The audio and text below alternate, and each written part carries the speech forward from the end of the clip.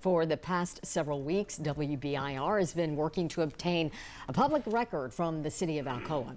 We asked for it after the TBI confirmed an investigation into a now terminated employee for, quote, purchasing irregularities. After the city denied the request, we contacted a state advocate for public records called the Tennessee Open Records Council. The council contacted Alcoa and we did receive the records.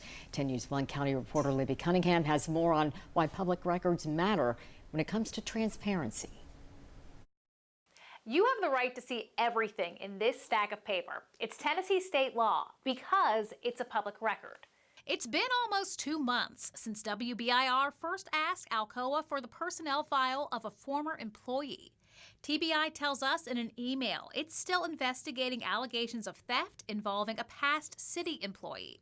At first, the city declined to give us the personnel file, citing a TBI investigation.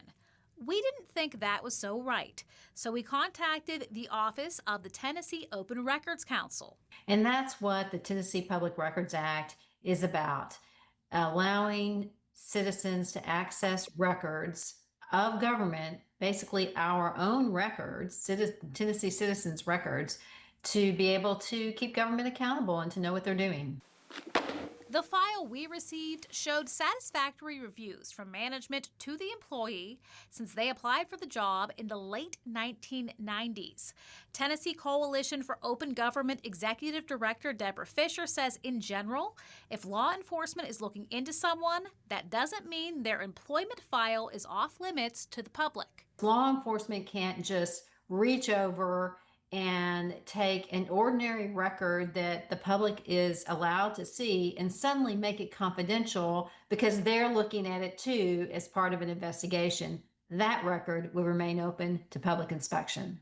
A citizen recently took Alcoa to court after being denied access to the file of the same employee. Court records state that file was the personnel file for Shane Creasy. The case went in front of a Blount County judge who ruled Alcoa had to hand over the file. However, the judge ruled records that Alcoa deemed to be related to, quote, an ongoing law enforcement investigation are under seal.